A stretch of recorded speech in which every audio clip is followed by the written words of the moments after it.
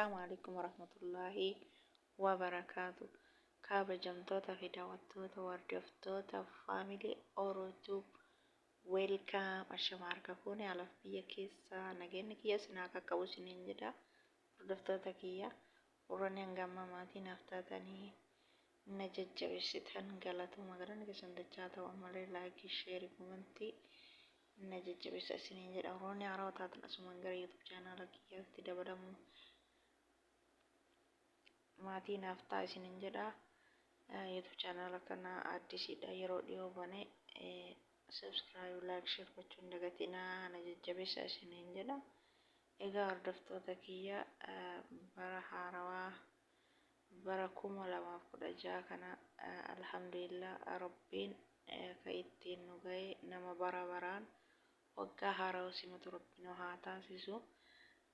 Barri kun bara waa hundaan jijjiiramaa, bara nagayaa, bara gammachuu, bara ummanni keenya ka biyya garaagaraa keessatti miidhamuu, ajjeefamuu, hidhamuu, tumamuu rakkoon guyyaa lamaan bullu rakkoo nama keenyaa dhaga'uuf, miidhama nama keenyaa arguuf dhaga'uuf guyyaa lamaan bullu rabbiin kana maraa bara haarawaa kana keessa haa jijjiiru nama keenyaa. Osoo biyyi keenya qananii nageenyi jiraate kabajaan biyya keenya keessa jiraate namni dalagateetiin hin nagaan bahee galee maaliif baheetiin biyya namaatitti dhuma. Kana maraa rabbiin ga'ee jedhee kushiinaa arabaa keessaa nu haa baasu. Ga'ee biyya namaatitti deemtanii duun ga'ee biyya namaatti deemtanii diqqaatuun saree hanqatuun ga'ee rabbi nuuf haa jedhu. Kunoom jetti wayii ammallee Saudi Arabiyaa keessatti karaa Madiinaa kana bofaa mana bofaa qulqulleessi jedhanii bofaa sansitu ajjeesee jedhanii sababa bofaa saniin ajjeesanii maali kuni maal dhageenya raajii. Yaa rabbi kana hunda najaa nu baasi yaa rabbi biratti tanallee jiraachisi haati isi namni haadha qabu namni ilmoo dhalee qabu garaan akkam akka ta'u namni hin beeka. Namni ilmoo dhalee qabu namni haadha qabu haati ofii akkam akka taatu ni beeka jechuudha. Rabbiin haadha sanillee imimmaan isii naasuun godheetiin nambisini hin beekamu garuu wanni miidiyaa kun rabbiin haa jiraachisuu duuteef hin jirti addaan hin baafanne. Dhaqaniitiin haqa isii gaafatanii addaan baasanii namni biyyaan baa kun nama keenya ajjeesullee waan fedhallee godhu akka ofiin akkas ta'ee ofiin fuudhee ofiin akka ajjeesee garasiin bahee garasiin deebi'ee jedha. Maaliif mi'eeffatanii nama keenya uma argan godhaniitiin awwaalu.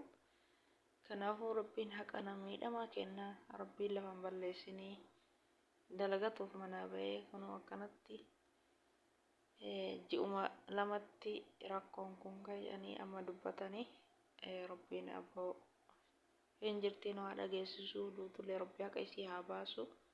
Hayti isii gumaan isii lafan bahini rabbi maatii isii obsa jajjabina haa kennuufi wallaahi osoo jiraattee haati sun gammaddee fedhiin keenya kana walaakin maal baarrii qadaraa guyyaan namaa geette wanni godhan hin jiru namni nama galchuu hin jiru namni nama deebisuu hin jiru. Kana mara raayyuu najaa nu baasii obboleeyyan keenya ka rakkataa jiran ka dararamaa jiran hisaaban qabu biyya namaa kana keessatti kana jennee lakkoofnee fidnu yaa rabbi bara haarawaa kana keessa bara nagaa bara gammachuu bara quufaa bara hiyyummaan biyya keenya irraa jijjiiramu bara nageenyi mirgi gammachuun wanni hundi nagaayaan bayanii galanii wanni nagaa caalu hin jiru. Rabbiin rakkinna biyya namaa nu fide kanallee sababa rakkinnaati namni jaalatee biyya ofiitirraan bahu. Osoo dalagaan jiraate osoo mindaan jiraate namni biyya ofiitirraa baheetiin biyya namaatitti hin diqqaatu. Rabbiin kana hundaa ga'ee jedhee kabajaa nutti haa godhu. Namni keenya bakka ga'ee maratti bakka deeme maratti namni haga isaatti uffatame namni haga isaa miidhamellee hin jiru. Rabbiin ga'ee nuun haa jedhu bara haarawaa jijjiirama kana keessa jijjiirama guddaa jijjiirama rahaa jijjiirama qalbii jijjiirama waa hunda rabbiin nuuf haa agarsiisu.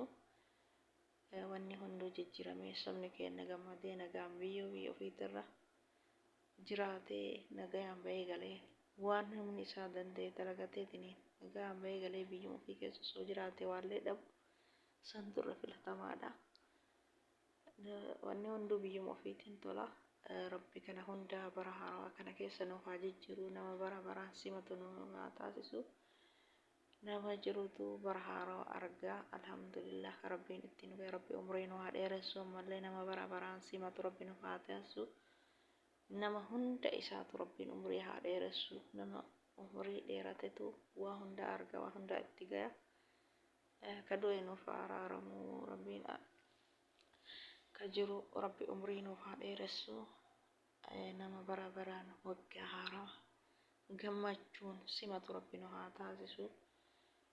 Ummata keenya ka rakkoo keessa jiru hunda rabbi rakkoo keessa haa baasu, daddafee furmaata haa godhu.